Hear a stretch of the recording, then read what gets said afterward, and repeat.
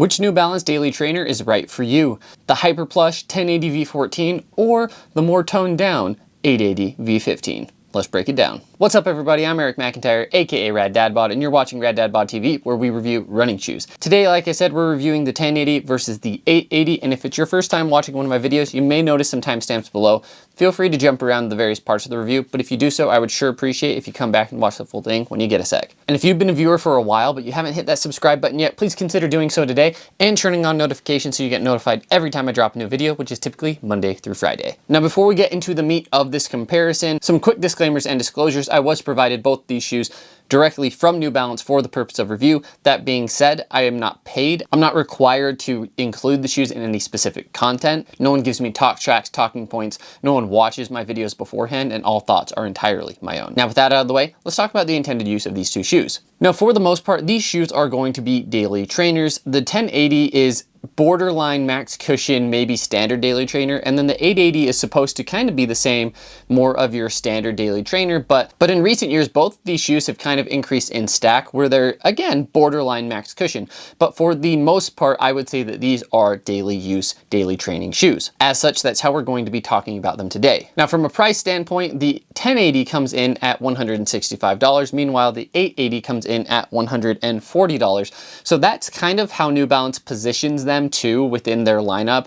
where the 880 is kind of the younger brother of the 1080. The 1080 is going to be a little bit more premium overall in comparison, but we'll talk about some of the more key differences. Now, what's interesting is from a spec standpoint, they actually come in at the same weight, which is 9.9 ounces or 281 grams. And holding them in foot, that seems to be true. Like, I don't feel like one is outweighing the other really. Then from a stack standpoint, these two are very, very close. So the 1080 comes in at 39 in the heel, 33 in the forefoot for a 6mm drop, and the 880 comes in at 38 in the heel, 32 in the forefoot for a 6mm drop. So both are 6mm drops, and frankly, there is just a 1mm difference in the heel and forefoot between the two shoes. From a fit perspective, I would say that they also pretty much fit the same, which is wide foot friendly, though not true wide. So if you are wide footed or tend to go with wide sizes, these may work for you. You probably still have to get a wide size, but for the most part, they're going to be a little bit more accommodating throughout the shoe.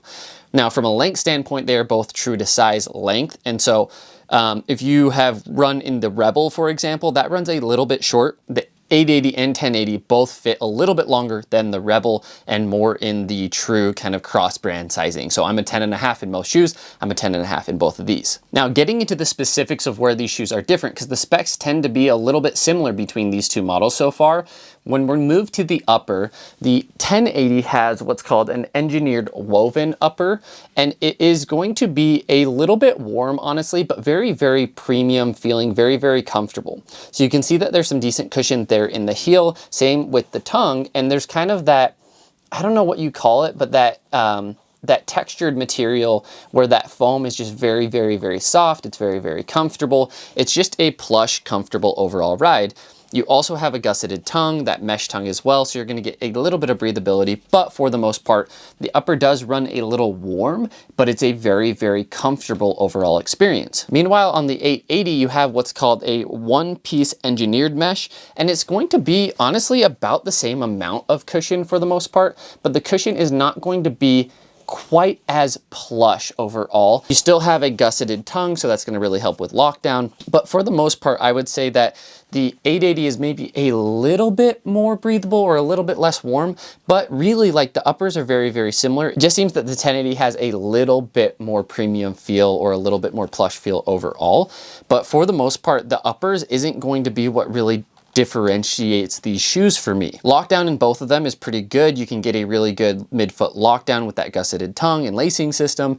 So you're not going to be sliding around in these shoes unless you have incredibly narrow feet, in which case the shoe as a whole is maybe not a good fit for you anyway. Now, where these shoes really differ and where I noticed them the most was actually in the midsole. So what's interesting is both of them have Fresh Foam X. You can see it there on kind of the heel of the 880 as well as the forefoot of the 1080. But then looking at the geometries, you can see some slight differences. So you have these like different cutout kind of, I don't know, like circular almost pattern that run from the heel all the way to the forefoot in the 1080. And then here in the 880, you only see that in the heel, and then it kind of has this more traditional looking midsole geometry there in the forefoot. Now that alone is not the only change or the only differentiator, the geometry.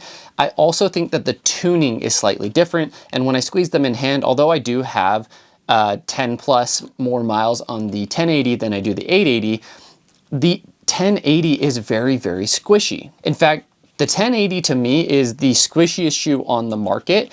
And it's just very, very soft. It's very, very plush. It's like you're standing on a foam pad. When you run, the shoe does compress really, really well. And you get maybe a little bit of rebound from that, but it's really like, really built more for daily training, like easy miles, recovery miles to me. I could wear it for standard runs for sure, but it's not a shoe that necessarily wants to go fast. It's kind of the shoe that you want for easing your joints. Meanwhile, in the 880, this different geometry does seem to make it a little bit firmer in the forefoot, and there's only a 1 millimeter difference in cushioning. So you would think that it wouldn't be that significant, but it's pretty noticeable when you run in the shoe. The other thing is the heel is a little bit softer, and that did ease up throughout the first 30 miles in the shoe for sure, but it still is a little firmer to me than the 1080. So between the two shoes, I think the main difference or the main deciding factor for people is going to come down to the actual preference of cushion. If you like the super, super squishy, you're probably going to want to go with the 1080. But if you like a slightly firmer, but still soft, like maybe a little bit more supportive foam, then the 880 is going to be really, really nice. And for basically $25 cheaper, it's a very similar shoe overall. Now moving to the outsoles, the 880 actually has a similar outsole to the 1080 V13, so last year's 1080 model, and that actually does make a slight difference. I do feel like the outsole is causing the 880 to be a little bit firmer because you have less of these larger kind of cutouts or exposed foam. And so you're getting a little bit more rigidity or structure underfoot. So I do think that kind of contributes again to that feel of a slightly firmer foam. On the 1080, you have, again, those cutouts, so that's going to kind of ease some stuff up. But the way that these outsoles interact with the ground allows the shoe to really be supportive for both of these. I find that the 1080 V14 is a little bit more stable than previous models, and I do think it's in large part because of how they've designed the outsole pattern. Now, both outsoles are fairly thick, and again, the 1080s actually have more miles on them. You can see in both shoes, they're starting to wear down a little bit kind of in that lateral heel. 1080s have, I think, like 45-ish miles, maybe 50 miles, and then the 880s are around 32 or so. And so I would expect there to be a little less wear and tear than there is on these shoes, but for the most part, with the thicker outsole, I do expect those to hold up over long periods of time, and I've heard from a lot of people that their 1080s at least have been very, very durable. Now, as far as my pick between these two, I really do like the ride of the 1080. Like, it's very, very comfortable. But sometimes there are shoes that, even if you enjoy them, don't quite work for your feet. And for me, the 1080 is one of those. The foam is just too squishy, it's too soft, that my feet feel a little bit of fatigue when I run in them. And so despite really enjoying the feel of the shoe overall, I think they're a really fun shoe. And I think they're more fun, frankly, than the 880s. Personally, I go for the 880s over the 1080s, at least in this iteration, right, with the V15 and the V14.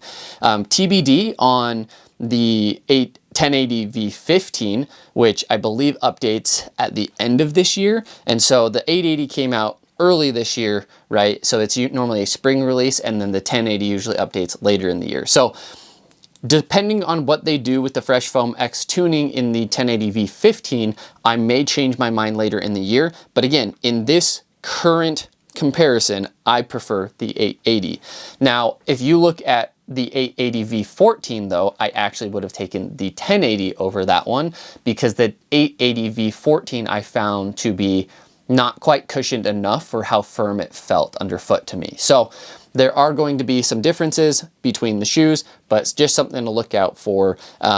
If you like a slightly firmer ride, not necessarily firm, but firmer than what you're going to get in the 1080, but you like the feel of the 1080, the 880 is probably going to be a really good option for you.